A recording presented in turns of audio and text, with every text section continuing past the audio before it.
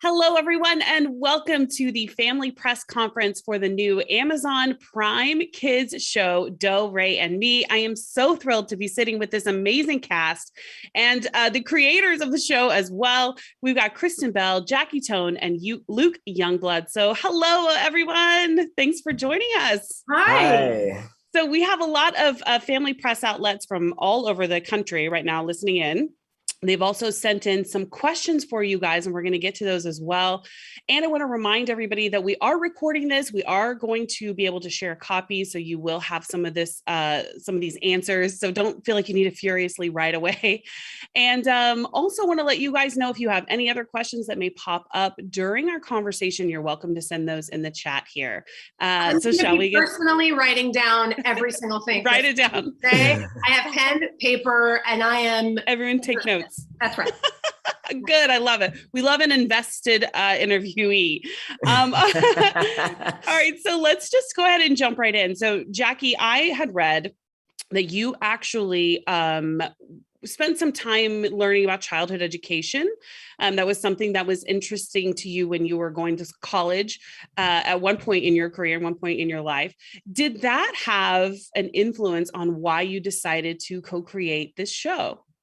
You know, it's really funny. Until you said that, I was like, I did, but I did before.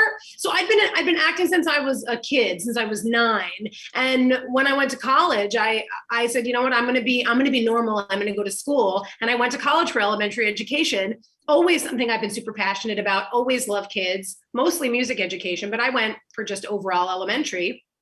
And I didn't even tie the two together till you asked.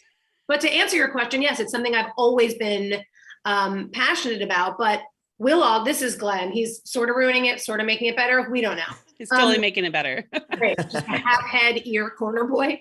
But this is something that Kristen and I have been passionate about forever, which is, basically because arts education is the first thing to go in budget cuts. We're really passionate about making sure that music education gets into the heads and hearts and homes of as many kids as possible. And now the educational element of this show is something that is very obvious when you're watching as a parent and as an adult. But I love the subtlety of it because it's done through the music. And I don't think the kids will realize like, oh, I'm enjoying this, I'm singing along, but I'm also learning as well. And I want to talk a lot about the music. We're probably going to talk about that a lot today. And I want to ask you guys, Jackie, also, you co-wrote, I understand, all of the songs within this series. Is that right? Listen, Heather, I was just trying to make myself some jobs, babe. And I was like, can I? So I've been a songwriter for forever.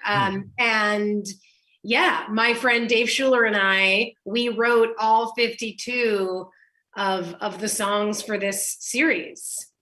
It's really been a lot of work. That's a lot of work. And they're such sweet songs too.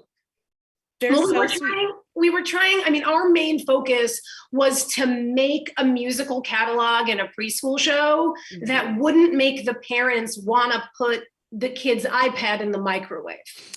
Like this. Okay, babe. And that was my first note. When I came on, I was like, so is there something we can do that wouldn't make me want to hop in my car and drive far, far away when my kids are watching the television? Right. And I just want to step on a couple of those answers Jackie gave, because I want everyone to get a really well-rounded view of what's happening. It's like, of course you're going to interview the person that wrote the songs, and you're going to be like, wow, you wrote the songs. And they'll be like, yeah, I did. Jackie and I have been best friends for 20 years now. And Jackie worked on her own music, which is great, for a very, very long time. And I mean, to the extent of like, she was shooting her music videos in my backyard and like, hey, can I borrow this section of your backyard? And she was hustling, getting her music out there, but it's because even though writing music is very difficult, it comes very naturally to Jackie and to Dave Schuler, who, by the way, this is such a familial show. He happens to live right next door to me. Wow. The two of them are prolific together, but they're prolific in a way of like modern pop music and real music producers. So they're not just like, they can't just plunk on the piano when they write children's songs. They decided to write each one of these 52 songs in a different musical genre. So you're going to have like a hard rock song, you're going to have a country song, you're going to have a Olivia Newton-John type song, you're going to have like so many different types of music with hooks that are actually like modern and catchy that will not make you want to shut the TV off. So I just want to expand on how Jackie's talents actually influenced the show beyond just having this idea with Mike, which was brilliant, which was bring music into the doorsteps of children in their house since arts education is being cut, which is very, very important to me as a mom. And my kids go to public school. I mean, it is a charter, so our allotments were allowed to funnel into more music or arts if we want, and we keep those alive. But a lot of public schools don't have that opportunity. And having studied music at a young age, there is so much science and data that tells us that learning about music at a young age will brighten the neural pathways of math, of social skills, of all of mechanics, of engineering, of all of these other pathways that kids could study. But it's the same idea why they put baby Einstein on in the womb. Music does something to your brain. So to have a show that was completely engulfed in music, that taught music so that kids would then have the opportunity to play with the toys that we've made alongside of it, which was very strategic, and or the apps be able to make music by themselves. It's all about making them smarter and better and happier. And I don't think that this show would have been as successful if Jackie hadn't had the sort of music career as an adult that she had. Absolutely. Can I have Kristen Bell as my hype woman too, please? That's amazing. Same. I mean, I had to try not to cry. I know. I was like, can we all just have a Kristen Bell friend, please? Look, I like the real talk. I like the real talk, you know? Yeah, no, I love that. I love that. And that was actually one of the things I wanted to talk about is your friendship, and you guys have been friends for so long. So I'm glad you brought that up. Is this the first time you guys have collaborated on something like this together? We made the exact same thing. You both did the exact same thing where you went like this at the same time. You know, it's not the first time we've collaborated, because Jackie did an episode of Veronica Mars, and like we've worked on other things together. But as I said, sometimes I'm her location manager when she needs to do a video in myself. But this was the first time we went down the developmental road of a show, because she and Michael came to my dining room, my nook, and they brought a bunch of pictures that Michael had drawn and all of these ideas about what Do Re Mi would be. And again, like the developmental road, it was a little bit different back then. They were shaped differently, but it was about these three characters that lived in Bebopsburg. And I was like, this is really a good idea. Let me make some calls and see who we can get this in front of. And luckily, everyone got excited. And going with Gaumont and Amazon was the best decision we've all ever made, because they have shepherded this project like just the best parents possible. And then coming across Luke, who added like the perfect amount of flair to this trio. We've just been lucky along the way. We really have.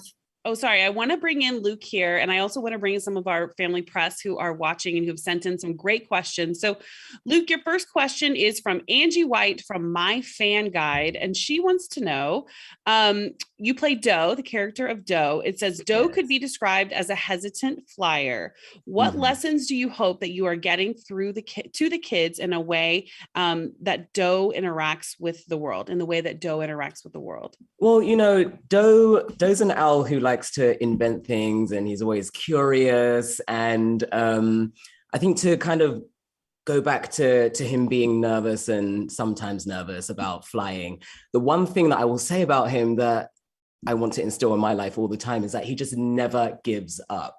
And like having the support of his friends to keep cheering him on, I think it's just so important that if you have something that you're passionate about and really want to succeed in, that you have to just keep trying and doing that thing. And he soothes himself through music, and which is obviously the basis of our show, and just draws from so many outside wonderful creative what would you call it, like inspirations that allow him to achieve the main thing, which is, you know, flying and being the best owl that he can be.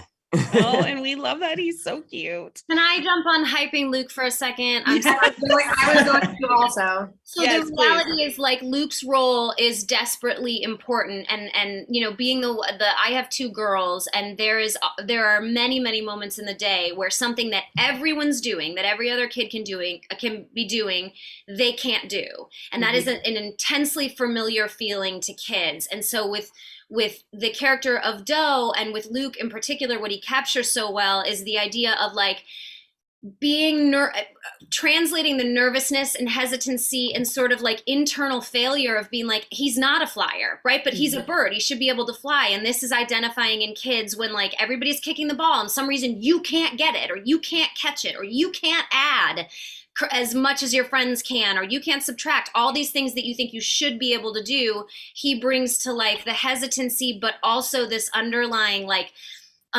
not just curiosity, but almost like determination to be like, well, then I'll solve it a different way. If I can't fly, I'll solve it by making a catapult. Like, he relies on his brain. And so the lesson, obviously, to instill in kids is, like, it doesn't matter if you can't do the normal thing that everybody thinks you should be able to do. You have a variety of other skill sets that can get you there. And Luke captures that so well. Thank Absolutely. you, Kristen, Hype Woman of the Year, Of the year. 100, 2021. All I was going to say is, can you believe that sexy British voice is turned into a nervous little American owl? It's so amazing. It's such a transformation, and it's so darling to hear all of the voices. You guys, they've obviously kind of like pitched it up just a little bit for you guys, but it's so you can hear your voices without it, just a little bit in there if you're listening closely. And you, Kristen, actually, I think touched on this question from Cammie Allen from the Mama Diaries about since Do, Re, and Me originated pre-pandemic. Now that we are in the midst of a pandemic and music classes are being cut from classrooms, how are you hoping this series can fill that void for kids? I mean, it's why we made the show. Right. It's sort of been our mission statement from the very beginning. Luke and I don't have kids yet, but obviously Kristen does. And I know I speak for Mike and I, the creators, our nieces and nephews. We were watching them, like, for every Christmas, for every birthday. All I was gifting them was music lessons, because that's a thing that's not in schools anymore. And so we are super passionate about, you know, this show, bringing that to them. I love that. And that definitely comes across. Oh, sorry, Luke, go ahead. No, I was going to say, which is probably something that you were going to talk about, Kristen, is that we have so many other outlets that are a part of this show too. You know, we have apps, we've got games, the toys where you can actually interact with and make your own music. Like, the world is so big, and that's another way of bringing the show during this time when music lessons aren't happening. And Heather, to your point, it's sneaky as hell, because the kids are going to feel like they're watching. Look, and I love being sneaky with my kids. I'm sorry, but it is a mandatory parenting skill. It's a survival. I have told them their birthday was on different days. If I was working on it, I have told them I've set the clocks to a different time. Be like, oh my gosh, it's bedtime. Like, you have to have that for survival as a parent when they're young. When they start to catch on, you're going to be in murky waters. It's tricky.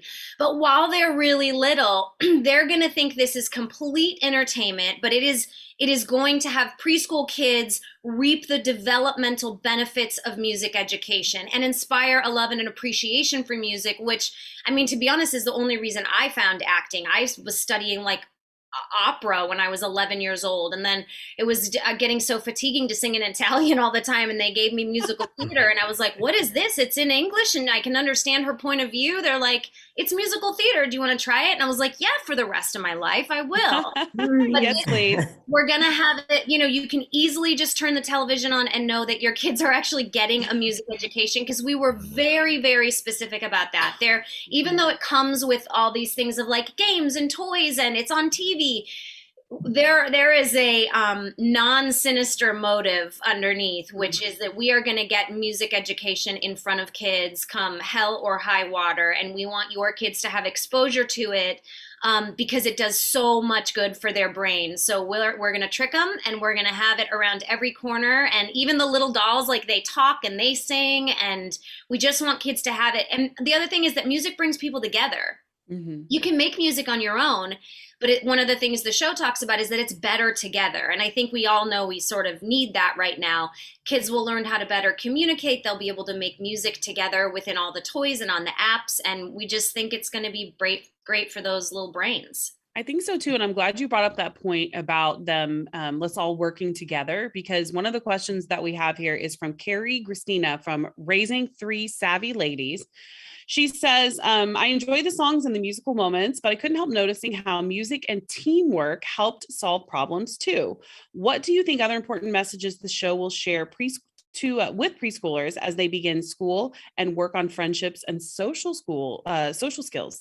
Well, one of the exciting things about the show is that every episode, and KB, you can take it from here because you'll speak to this better, but every episode has a musical genre, a musical lesson, and an emotional lesson. Mm-hmm. So there's an episode where it's, listen to your body, right? Like if you're tired, you need to rest. If you're hurt, you need to. So there are emotional education lessons in every single episode. And the funny thing is that was exposed to us during the course of writing this and creating it. Like, we were ready to dig deep and figure out how to talk about music and teamwork and all these other skill sets we wanted to weave in. And it presented itself because every different part of music has an emotional lesson in it. It's why when we listen to music, we feel emotion. It's why, there's that old lore, which I think is true about Chinatown, was like sitting on a shelf in somebody's cabinet at Paramount or whoever made it because it didn't have the right score, and they dusted it off a year later. They put the right score to it and it won an Oscar. Like,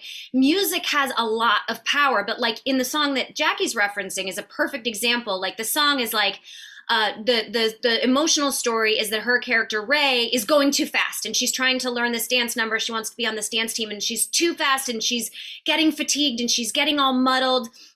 And the dance teacher starts to sing, "You gotta listen to your body when it's trying to talk to you. Rest, rest." And her character Ray rests, but resting is a part of writing music. Like, if anyone has ever seen a music graph, there is a rest where you take your hands off the piano keys, where you stop singing.